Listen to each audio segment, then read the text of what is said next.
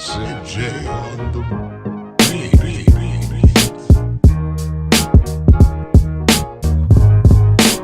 Well, hello and welcome to the Plymouth Raiders podcast.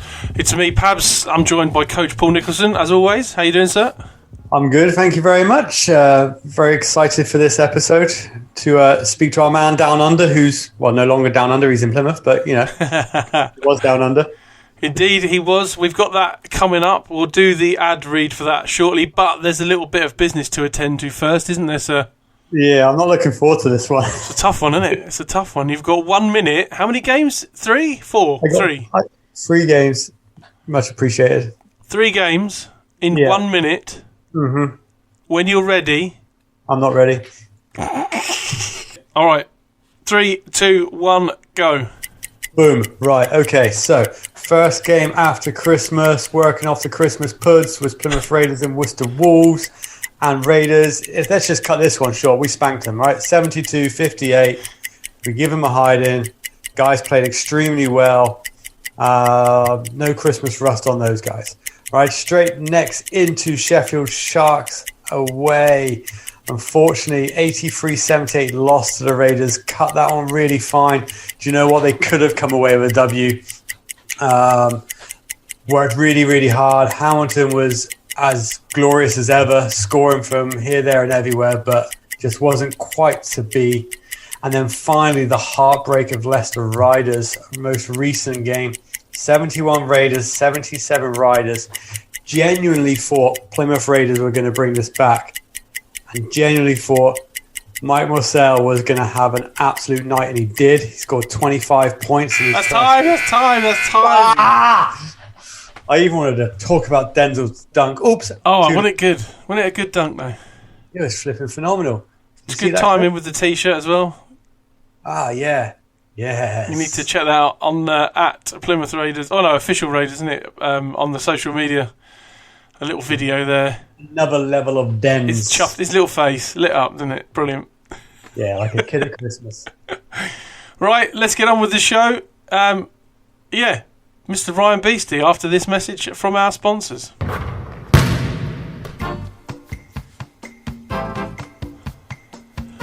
This week's podcast is brought to you by Damien Pudner Photography. Damien is the Plymouth Raiders official club photographer, and if you've been following Plymouth Raiders on any form of social media, then you have certainly seen his work. As well as capturing every move our Raiders make whilst on the court, Damien is also available for sports photography, portraits, weddings and special events. For some examples of his work, his great work, go to www.pudner.co.uk. And our special guest for today's episode is none other than Mr. Ryan Beisty. Welcome to the show. Thank you. Thanks for having me. And we're going to find out all about you. Now, I mean, I don't know if anybody else is in the same boat. I've never heard your voice before. I wasn't expecting to hear what I heard. Yeah, I mean, I don't talk that much, but I feel like when I do talk, I try and make it good. So, so if we really just picked the wrong guy for a podcast, like I don't talk too much. So yeah, you might get a line or two out of me. We'll be pushing. I love that. Well, what we'll start off with then, Ryan, and you know, Pabs just touched on it there. We start very much from the beginning. Mm-hmm. Who are you? Where were you born? Where did you grow up? Talk to us. Newcastle, Australia. So that's on the east coast of Australia, 2 hours north of Sydney.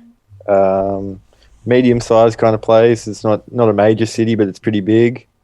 Beach kind of town.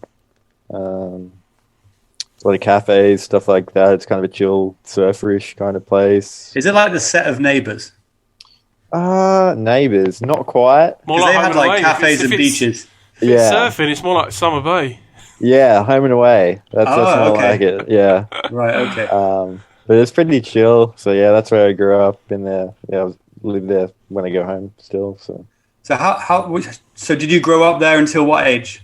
yeah, so I was there from when I was born till I went to college when I was 19.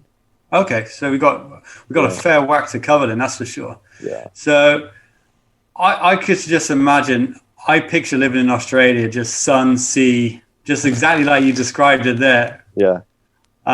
So what did you get up to at a sort of younger age from your first memories? What sort of things did you do? Younger age, I was always playing like, you guys know rugby league? Yes. Yeah, I used to play that a lot. with my Rugby friends. league? Yeah, rugby league. I didn't know that was a big sport over there. Yeah, massive. Pretty big.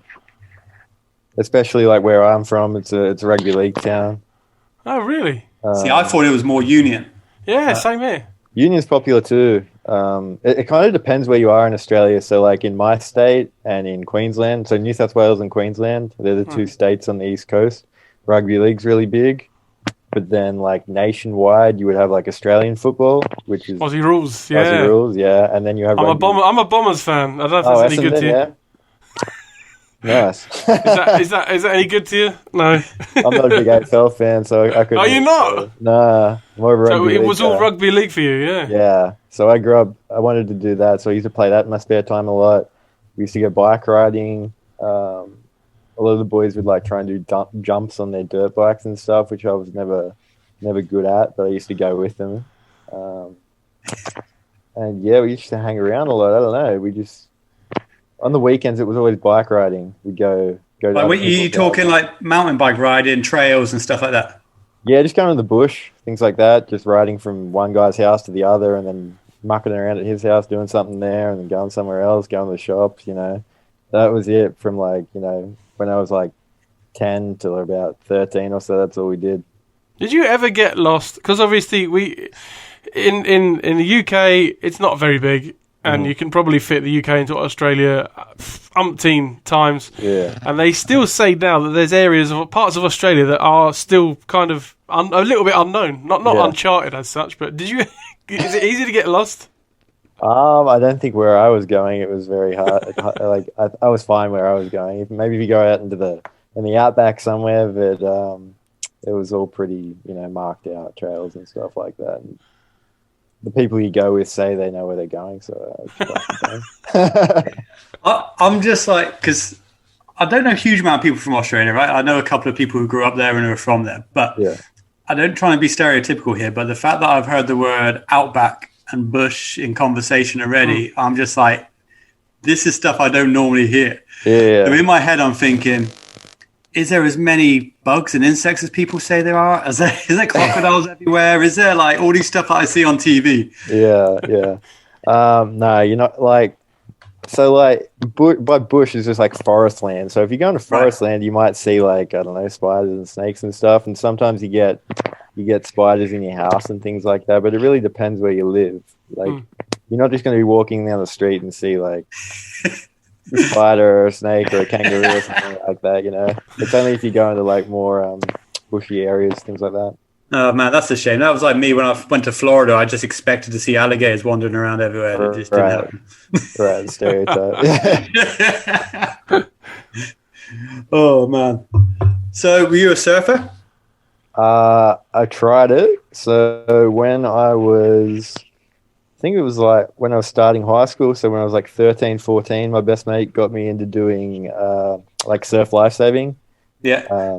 So you train and you do all the pretend to rescue each other and things like that at the beach. Because I was never into the beach and that. Like I'm very pale and stuff, so I get sunburnt easily. So I never really went that much. But I started getting into it when I was in high school, and we used to do all that sort of stuff.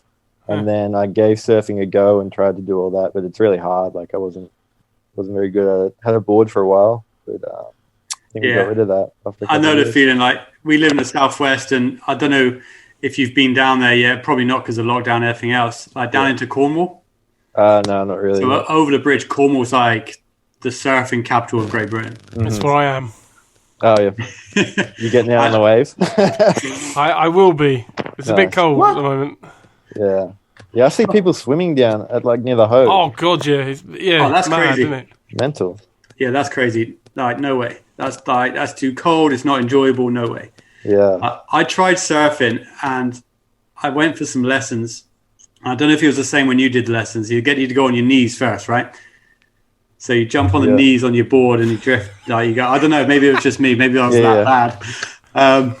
But it was just really horrible because you could make all that effort to get out there. You come back in again and then you got to put a shift in to get back out there again. Well, you're not meant to go in. You're meant to go along the wave, and then you jump off the back. You haven't got as far to go. Yeah, you don't want to get all the way to the shore. You don't want to go all the way in. Oh, see, that was my problem. I was just jumping on the board and going with it. Yeah, it's really hard, but like I know what you mean. Like me and my mate went one day and we're like, we're gonna go surfing. Yeah, this is gonna be great. And we could hardly get out the back to get any waves. We're like battling the whole time. So it was spent about 2 hours just trying to get out there. Yeah, no, not for me. But like I'm not a surfer by any means, so I was terrible at it. But, yeah. So when did you start picking up a basketball? I think I was 9 or 10. So, like I said, I played like a bunch of sports from the ages of like 5 to 10. Did a bunch of different stuff, and then it was like summertime in Australia, and I guess I didn't have a sport to do during that period. So, my mum just signed me up at the local stadium for some games and stuff, and then. Just went with it from there. Never really looked back on any other sports after that. Did you have like a growing? Were you always tall for your age, or did you have like a growing spurt? Yeah, I was always pretty tall for my age, but then probably like 13, 14 or so, I think I spurted up a considerable amount. But I was always like one of the tallest in my grade and stuff like that.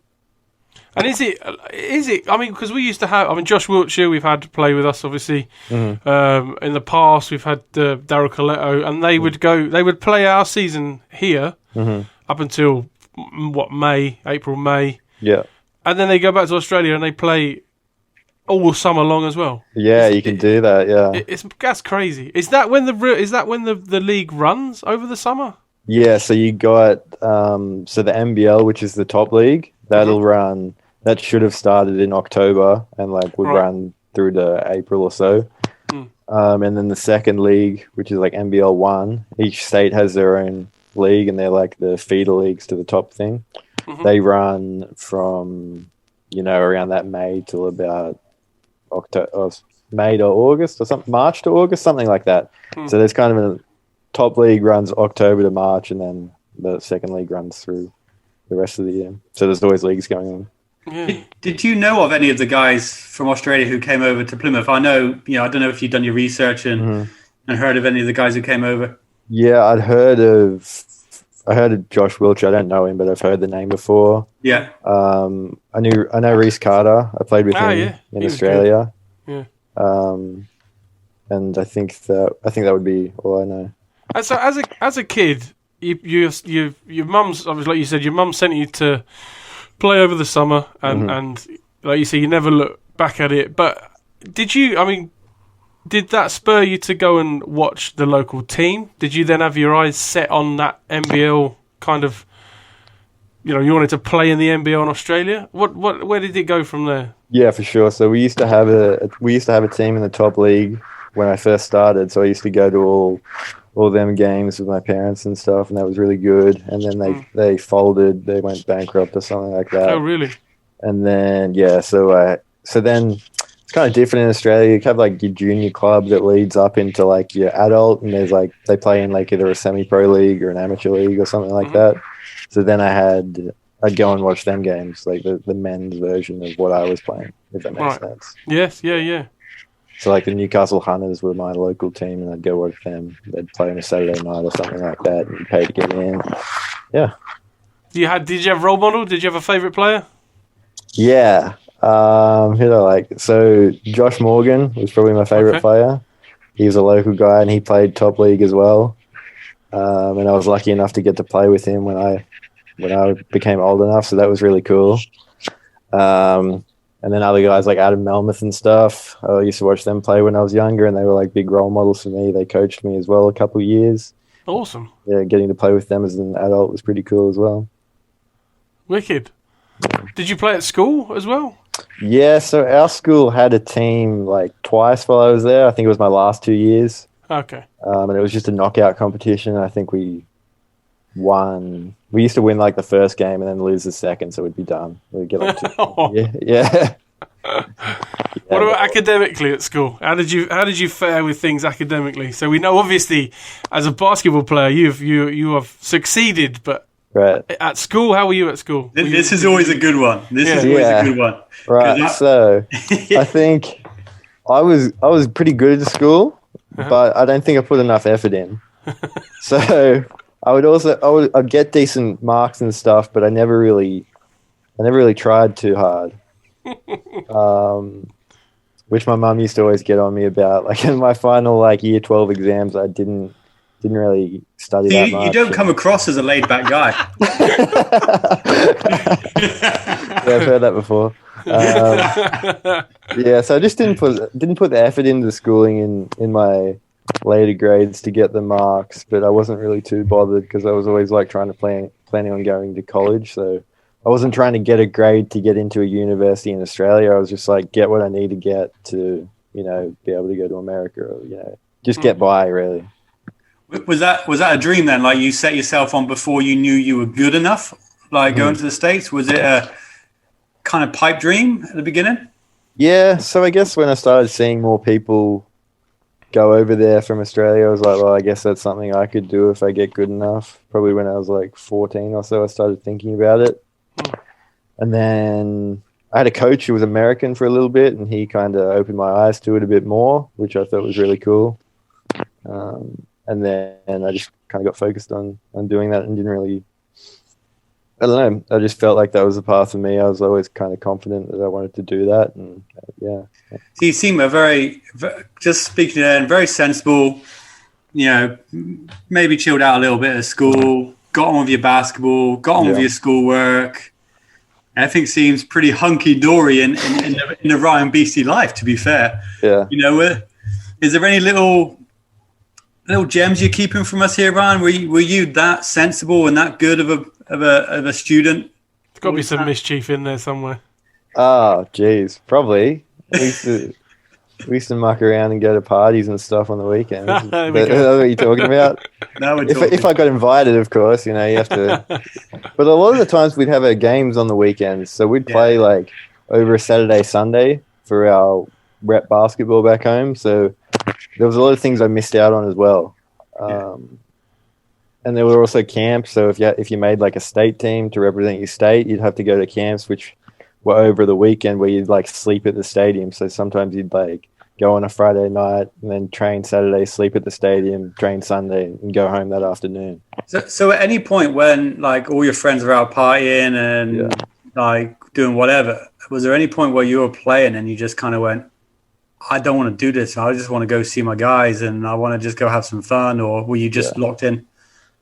I was for sure feeling man, I want to go do that stuff as well. Because then you'd get to school on Monday and you'd be everyone would be talking about how good this party was on the weekend. And you'd be like, damn, well, what am I, I wasn't there. So, but I always loved basketball more than I wanted to do that stuff. So there was never a time where I was like, man, I'm going to quit. Because I did want to do them things, but I was never I'm never going to put that over playing basketball, if that makes sense. Yeah, no, it makes perfect sense. I've from being a junior coach for a few years, I've seen many of guys with super talent, really good talent, and they just drift off because whatever, they turn 18, girls, beer, do stuff, and you get a social life, and and they fade away from it. Was there anyone at your age around you that maybe could have gone on to do something really special?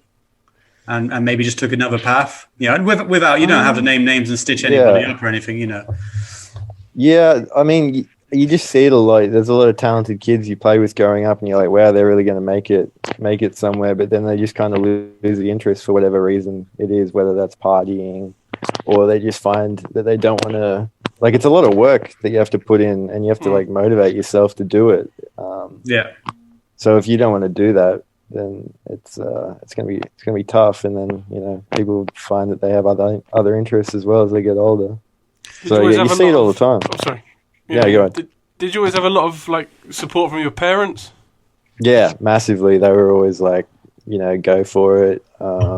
They used to drive me to all the camps that I went to and things like that, all the trainings, and it was never an issue of it was just always we'll make it happen. We'll do it. So they were really big in supporting me. You finally, I see that. That often makes quite a big difference.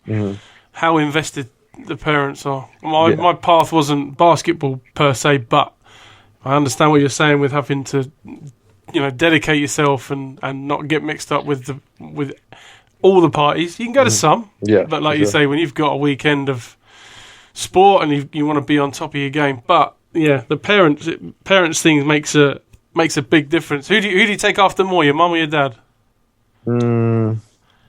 Probably my dad. He's really chilled out as well. Yeah, not much bothers him. He's pretty relaxed sort of guy.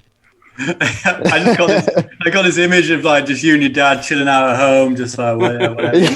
Your mum's running around like crazy, trying to do everything. That's pretty much how it is. She keeps the house running. If we didn't have her, we'd be screwed. But we wouldn't get much done without her. Oh, that's brilliant. What we should have done, Pablo, is get a hold of Ryan's mum like we did with Chris. Oh yeah, get her on. I don't know if you heard, but when we had Chris Porter Bunting on, I contacted his mum. Oh, nice one. So he loved that.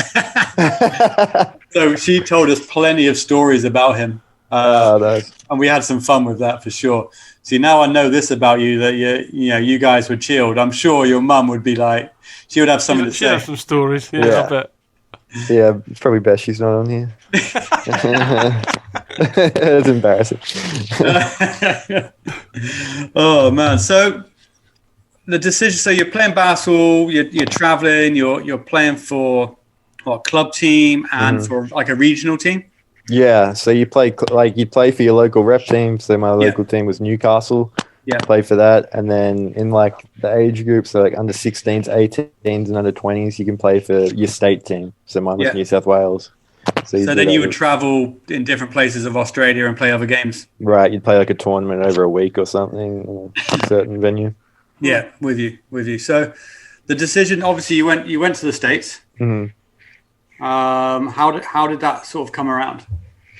Yeah, so when I was 18, I got into this thing called New South Wales Institute of Sport, which is like a place where I guess some of the top players in the state go. So you got like the Australian Institute of Sport, which is like where the elite kind of guys go. And then you have different states have their own one as well. So I was lucky enough to get into the New South Wales Institute. And my coach there, he had a lot of contacts in America, and he kind of started hooking me up with them, told me to get my film going, start videoing games and things like that so I could send it out. But he had a lot of contacts, and that kind of started me off in the direction of making it kind of reality, I guess. Yeah. So did you get offers? Did you have to, was it scholarship we talking here, or, how? Yeah. So I was talking to a fair few schools, and then when I was 17, I broke both my arms in a game. What? What? Mental, really bad. Time out. Let's talk about this. Yeah. Both your arms? Both my arms, both my wrists, yeah. So I had cast on my wrist for like 8 weeks or something like that. Did you have them both out in front of you like that? Well, lucky they weren't. It didn't go past my elbows, so it was just my that's wrist. Lucky. That's really lucky. Yeah. So I could do a little bit for myself, but yeah. So I tried to dunk. In a game, foolishly, and it didn't. I held on the ring for too long. Momentum took me, and I just smacked on the floor. Oh, yeah. But funny thing is, did you get it in? I think it went in. I can't remember. I was been at least of your concerns, yeah. You say that. I bet you there's a lot of players who'd be like, "Hey, did that go in?" Yeah, for real. Because that's all that matters. It was a crappy social game too. It wasn't like a series. It was just like a Monday night kind of thing. So that was worse. And then I actually ended up driving home after it. I didn't know I'd done anything. I was like, I think they're all right. And I was like, had so much adrenaline going. I was like, yeah, I'm good. I'll be good. Wow. And then a couple of hours later, I was like, I think I'm going to have to go to the hospital because my arms are not good. Well, they swell up. They must have swollen up. Yeah, I couldn't move them. Yeah. I love that. That came out of nowhere. Yeah. That was an embarrassing moment because then I had to go to school Had to do all my exams. It was during exam time too, so Oh I my had broken God. arms. Yeah, it was mental. Did you milk that? Like, I've broken my wrist. I've had 2 knee surgeries. I've done my tendons and my ligaments. And it gets to a point where, like, when you can start doing stuff for yourself, but Yeah, it's actually nicer when other people do it for you. What? absolutely. Yeah. Yeah, you got to milk it for what it's worth. You're in a bad situation. Come on, you might as well Pablo. get something out of it. Come on, Oh, Babs. dear. You've not been in that No. situation? Never. I tore my ligaments in my left ankle off the bone spurs the lot, and I had a water polo tournament probably about 4 weeks after that, and I was devastated. Strapped it up and I pretended it was normal. Damn, it's commitment. Yeah, I like that. played in it. But Yeah. Ryan's obviously so chilled out that Yeah. he would have broke his wrist and he would have just gone, all right, cool. and his mum would have sorted him out. It would have been fine. Yeah, Oh, yeah, man. Yeah, so that was a bad time. But, How long did that take to heal? oh, I don't know. I reckon it was about 8 weeks in a cast and another few weeks before I could play again. Probably about 10 or 12 weeks all up, maybe. did you at that time? You were at college? No, so I was still in Australia. I was 17 at that time. I was finishing year This is 12. end of. Okay, yeah. Yeah, so that was when I was trying to get like game film and stuff and get recruited. Yeah. So I was talking to these schools and they were like, "Can we get game film? Can we get more film?" Because I had one school that wanted me to go on a visit, but I wasn't able to because I couldn't get them any more film and stuff like that. And they're like, Did you tell them about the wrists, or was Yeah, that you I kept told that them. quiet and you just sent them old film? "Yeah, no." I told them about the wrist and they were just like, "Oh, okay," and then they just kind of all went away. Oh no way! Yeah, That is cutthroat, though, right? It's Yeah. really, really cutthroat. Yeah. If something like that happens, Did you think that was it then? You weren't going to America? yeah. I was like, "Damn," and then. So then I eventually ended up getting a JUCO offer to a junior college in America, in Iowa. So I ended up. So this was the following year after I'd finished year 12, and I ended up going to the junior college. But I only stayed for like a month. Oh, I don't even know. Probably like 3 weeks or something. So I was there for 3 weeks, and I was just too immature. I don't know. Had a girlfriend back home, so I was just like mentally all not with it. So then I dipped on that, and I was just playing at home just for fun. I'm like, screw it. I'm just going to play for fun now. College is gone. I'm not going back to that. And then luckily one day, so my coach from the Institute of Sport, he ended up calling me randomly one day, and he's like, look, I got a friend who's just got a job at this school in Denver, Colorado. He's just starting out This there. is Regis, is it? Yeah, Regis, where I ended up going. So he was really good friends with him, and he's like, I think you should talk to him. And I ended up talking to him, and like after one phone call, they offered me a scholarship. Wow. And then Nice. I was just like, yeah, I'm going, because I like instantly regretted coming home the first time. Yeah. I was just like kind of screwed my life up here, like all whatever I always wanted to do, and now I've just flushed it down the toilet. So yeah, I basically went like after one phone call with the coach at Regis, and yeah, I was on my way. Awesome. Yeah. Man, that's I bet that was just that phone call. I can imagine that just being so emotional. When that moment you put it down, Yeah. you're just like, oh man, this is happening.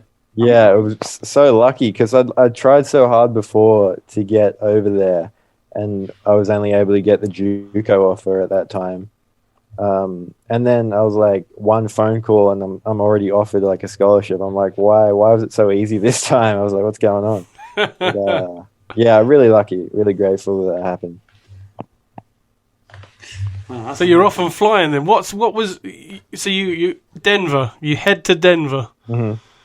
What was the contrast? What was the? I mean, when we get overseas players come over here, there's an instant difference between the US and the UK. Yeah. Is there much of a difference between the US and Australia? I mean, Denver's like in the mountains, so I hadn't Right. really lived in somewhere like that. There's also a lot of altitude, so when you run around, it's a lot harder, which I found when I got there after my first session. But yeah, Do you know what? I just want to touch on that because I got a kid that I coach who's at Adams State University in Colorado. Oh, they were in my conference, yeah. Oh, okay. Yeah. So he's in his second year there. Yeah. And first thing he said to me, he's like, I get out on the court and the guys that have been there for a while are just running up and down like crazy and playing their game. And I go up and down in transition and I'm knackered. Yeah. Yeah, it's crazy like that. Till you get used to it after like a couple of weeks or so, yeah, you're really blowing for air. But I remember Adams State, they used to have like, because they're even higher altitude than where I was, so they used to always have an advantage. So they would just get this team of like shooters and like athletic players and they'd just run the ball at you the whole game. That's funny because he's a shooter, so there you go. Yeah, you'd be at their place and you'd be sucking in wind and like, what's going on? Yeah, that's funny. But overall, I don't know. America and Australia are kind of similar. Yeah. It wasn't too different, to be honest. Yeah. I didn't expect it to be. Culturally, it's kind of a similar sort of thing. Schooling particularly, because you seem to have a very similar schooling system. Yeah. Yeah, school wasn't too much different to back home, so it was a pretty easy transition with that. But did you have to step up your game in class now? Did you have to focus a lot more because you needed to be in the basketball program? Yeah, I mean, you have to maintain your GPA and stuff like that. Right. But in college, I really got everything done. They were pretty big on that. Like our coach was always like pushing academics and things like that. And we had like study hall. We had to go every day at 2 p.m. Yeah. So there was time like I'm sitting in the room for an hour. I might as well get my work done. So it kind of, I don't know, kind of came. You got to be disciplined to do that. I was just saying, you got to be disciplined. I know a lot of people who sit in a room for an hour would do anything but work. Yeah, that's true. That's true as well. Yeah, there's a few of them, but I don't know. I was just like, might as well get it done, you know. Did you finally get to play the sport at top level, train, and go to the parties as well? Yeah, we did. Yeah, we did it. Yeah, because we used to play Friday, Saturdays every week. And so after every Saturday game, it was pretty much on. If you eventually listen to the other podcast, Pablo has this obsession with like the American party college culture. Yeah. You know, like Van Wilder style, you know. Everything's like Van Wilder. End of. Okay. What's Van Wilder? Oh, you've never seen Van Wilder? No, I didn't know what you were saying. You're like 25, aren't you? Right, so you need to get online after this. You got some time before you go to sleep. Yeah. And watch Van Wilder Party Liaison. It's a film. Yeah, you know the guy who plays Deadpool, Ryan Reynolds? Oh, yeah. It's one of his first films. Oh, okay, cool. It's hilarious. Awesome. Sweet, yeah, that'd be funny. I think there's two of them, right? He's not in the next one, though. I don't think. Yeah, he is, yeah. Is he? Yeah, there's two of them. I thought the next one was... Okay. I've not seen the next one. I've only seen the first one. Man, you guys. Like, it's such an easy watch. It's hilarious. Okay. I'll look into it. Add that to your list. Van Wilder. It's, priceless. That's the American college. Like, that's how you perceive American college if you've never been before. Okay. So, absolutely right. And have you ever done a keg stand? No, have not. Have you ever seen anyone do a keg stand? Yeah, I think so. Because it's like mythology, isn't it? Almost. Yeah. I don't think it'd be very comfortable. I don't know. I don't imagine it is. No. They used to have this thing at my school called like the keg races, which would be like you get like a team together and you have to finish a keg or something and like. Oh, you're not racing with it. You literally got to finish it. Yeah, right. Yeah, I think the goal on your arm. First team to like finish the keg wins or something like that. But I was thinking more World's Strongest Man, but no, clearly not. Chuck a keg on your shoulder and run. Yeah, no, I don't know what you mean. We digress. But our coach used to always put he'd always put training on during that time, so he knew what was on. So Clever guy. Yeah, so he'd never go to it. But yeah, clever guy. Did you have curfews? No, we didn't. Oh, okay. Yeah. Fair enough. Yeah. Yeah. Good solid question. Good solid answer. Did you have curfews? No. Brilliant. No, right. Move on. So how long were you at college for? 4 years? Yeah, I did the 4 years there. 4 years, and then what was? I always say this to most of the guys, to be fair, because some people have very, very different stories, even though it's a very similar question. The decision to go pro, like, how did that come about for you? I guess that was always just what I wanted to do from when I was young. That was just always what I wanted to do. And then after giving up the college thing the first time, I was like, I got to just push basketball as far as I can. Like, I don't want to stop before I'm comfortable with it, kind of thing. So I don't want to regret giving it away. Yeah, but that makes sense. I think, especially having that experience, it would probably heat the fire a little bit more, let's say, to get there. But did it come to you, or did you have to chase that? Yeah, I think I've kind of chased it.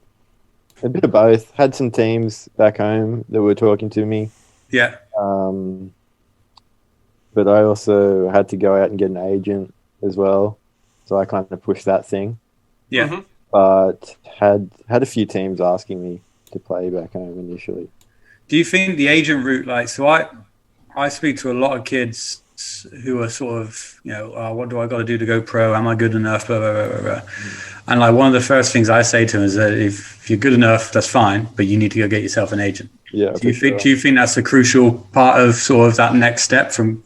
Yeah, absolutely. They're the ones who are going to get your name out there and get you in contact with all the teams and things like that. So yeah, I wouldn't have gone anywhere if I didn't have an agent. Yeah. And you ended up going what, Germany? Yeah. So I played second league in Australia back home. Yeah. For after college, which was like May till August or whatever, and then I went straight to Germany. After that, in Pro B, played for Hanau. Played for the White Wings. Yeah. White Wings. There you go. Yeah. I'm not gonna lie, I don't know a huge amount about Pro B basketball in Germany. Yeah. Like, was it a big adjustment? Because you talk about Australia to America was fine, easy adjustment, and then all of a sudden, boom, different country. You're in Europe now. Yeah. Cold Germany. Yeah. How was good meats? Yeah. Good meats. The sausages. What do they call it? Bratwurst. That's it. Bratwurst, incredible. I went to a Christmas market in Berlin, and I lived off that stuff. Yeah, no, they're so good. Germany was a bit called? Wait, sorry, the cabbage. What's that called? Sauerkraut. Sauerkraut. Yeah. Sorry. There we go. That was all. No, that's good. Germany was different. Obviously, the language barrier was a big thing. Even like little things, like on Sundays there, like everything closes and like none of the shops were open. I think being a small town too, that was part of that reason. That there were a lot of cultural differences and things like that, which were pretty cool to like experience, that you don't get going to like America or something, somewhere English speaking, I guess. So we talked about just briefly there, bratwurst and sauerkraut. Speaking to, who was it that we spoke to? It was Chris again. I think we spoke to Romania, Denz. wasn't it? Yeah, we spoke to Denz about food as well. Yeah, a lot of guys go to these different countries in their first year as a rookie pro, and just live off like sweets and chocolate and fizzy drinks because they don't have a clue about the food. Right. They find the nearest McDonald's. Yeah, something familiar. Yeah. What was your diet like? Pretty good. I had my own kitchen, so I had my own apartment. So I was bedroom, kitchen, all to myself. So I was cooking most days. Yeah. Did have a few Big Macs here and there. I'm not going to lie, but I tried to cook a lot. Okay, so Denz's dish of choice is mushroom stroganoff. We discovered that. He can make that? Yeah. Wow. Denz loves cooking. He's a foodie. Okay. Ashley, what was Ashley's again? His was, I forgot now what he said it was. I know he said his wife cooks for him a lot, but his girlfriend, sorry. Yeah. But he said he makes a lot of sort of spicy food and things like that. I can't remember what it was. So what's your dish of choice? If you're making something right now, what we're going for? If I'm making it, it's going to be very basic. Okay. So you got someone coming over. You need to impress them. Yeah. So you're going to go basic but good. Yeah. What are we cooking? So one time I had some of the boys over in Germany, and I made spaghetti bolognese. Classic. Simple, Classic. you know. Good. Yeah. And I think they thought it was all right. Or maybe they were just being nice. But See, that's a little bit disappointing because I have, and I'm not stalking you in any way, but I Yeah. have seen you walking down the bottom of Royal Parade with your bags for life. Look like Hessian bags for life. And I'm thinking, he's a Whole Foods man. He's off to buy his raw ingredients and he's going to cook something good. not quite. If I'm making dinner, it's usually like chicken and probably like veg and rice. That'll be it. Yeah, you need to hit up Denzel because he's a foodie. Yeah. Like he can cook. Okay. Interesting. We'll put you in for spaghetti bolognese though. We'll get this Raiders cookbook going. Yeah, it's- that can be it's- my page. I'm working on it. So Germany was good. Any memorable moments for you? Like, as in, anything that you come away from that experience and go, I'm glad I've done this because of this. Made some pretty good friends there, which was nice. Some of the teammates I had, we used to have like a thing they call, I think they called it Stumtitch or something like that, which was like a weekly gathering. Okay. And that was why I cooked the one time, because there was like 3 or 4 of us that did it together, and we'd just go to someone's house and make food and have a couple of beers or something like that. Matt, So do you remember that? cool. You used to be able to go to people's houses. Like, Yeah, right. can't do that now, right? Yeah, right. Man, well, was the season cut short? Yeah. So we were just about to start playoffs, like No way. a couple of days before our game. Like we were preparing for a playoff game, and then they just said it's all cancelled. Yeah. If it was anything like us, we had Glasgow the day before. Mm-hmm. So we played Glasgow, and it was a really strange environment because guys from other teams have already started going home, and people were predicting what was going to happen, but they didn't know. And then the Glasgow game finished, and the next morning it's like, That's it. Yeah. Yeah, it was just crazy. It was crazy. strange. I was expecting to be there, for the duration of the playoff series at least. And then I think that weekend I was on a flight. So I was out of there within a few days of hearing that it was cancelled. especially your first season as well. That must be that's just another kick in the balls, right? Right. Let's just be honest. That's, from breaking your arms to then you finally going to college and you're going pro, and then boom, season's done. Yeah, for sure. And we had a pretty solid team. We were making a good run there at the end. So Yeah. who knows what would have happened? Hey, let's just say you're going to win it. That's what Glasgow did, right? Absolutely. Yeah, we were going to win. Not bring that up. Did you not hear about that? Did you hear about that? What'd they do? So I think it was like 80% of the season was done, right? So there's Shame. It was shameless, is what it was. and they basically said on Facebook that they should be rewarded the title. Oh, okay. Yeah. But there was still like, I don't know how many games, 20% of the games left to go. Well, we put a thing up. I put a thing up with the possible outcomes. There's so many games left to play. It could have finished a 4-way tie, a 5-way tie if you brought Newcastle into it as well. And I think they learned their lesson because they got ripped apart on social media, bless them. Oh, yeah. Like you're trying to. I don't think they cared. They kept claiming it. Yeah, you kept might as well claiming the claim it title. if you're up there. Why not? Yeah, But keep claiming it. yeah, just do it, Glasgow. Just claim the playoffs. You had it covered, done. It was That's yours, pretty right? funny. So then, obviously, that season comes to an end. You get a phone call. You're over here all of a sudden in Plymouth. Mm-hmm. Did you know anything about Plymouth as the city or the team? Of course you did. I'd watched a little bit of Plymouth on YouTube, actually. I'd seen a few games. Because I'd been interested in the BBL because I have the British passport. So I'd watched a few games before. Actually, before we go into the Plymouth, the British passport. Do you know what we forgot about that? So how's that come about? So my dad's side of the family are all from Gotcha. England. Yeah. Right. Oh, Okay. right. And whereabouts? Liverpool, Ah, I think. North. Yeah. You've never been there? No, I've never been there. My dad was born here, but only lived here till he was like 5. And then they moved to Canada and Australia. Right. But Wow. yeah, his whole side of the family, like my grandparents and stuff, are British. So Yeah. So you obviously you come over to Plymouth. You don't know too much about the city. Mhm. How was your what did you? Not talking about being on the court or training or anything like that, but when you had that first bit of free time, what did you go and do? What did you see? I went to the Ho, I think, Standard, Did you? yeah, Yeah. love that. because it's pretty close to the accommodation, so I could just walk there. You didn't do a Chris and go sit by the rocks in the cold, did you? Like No, he went down to the water and he was like Instagramming himself, like sat on the rocks by the sea, like he was in some sort of tropical video.